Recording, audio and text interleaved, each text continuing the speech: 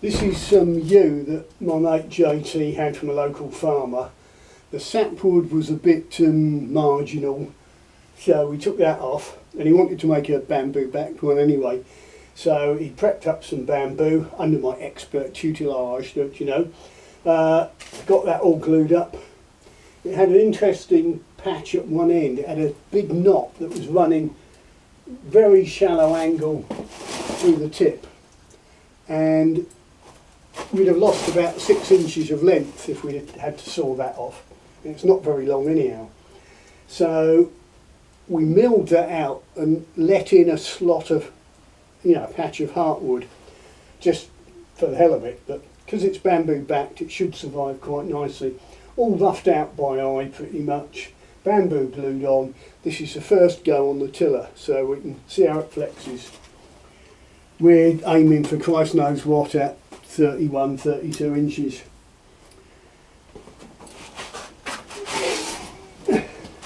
So this is just first flexing to see how it's moving. And you can see it's quite a nice lot of movement in the middle. The outers aren't coming around at all, and that's pulling it to about 85 with my peak hold measuring device. Looking promising. We can start work now. Right, we had the first go on the tiller. We just looked down, it took a tiny bit off one side at the grip and the opposite sides at the tips, because it was slightly straighter on one edge than the other. Just a few strokes of the plane on the outer half, outer 2/3 of each limb, just to get the outers flexing a little bit more. Pop it back up, have another look, and it looks like it's just beginning to move a bit nicer. We're not going to do too much, we're going to have a nice cup of tea, but go on, you can have a shufty. Reset the pullertron.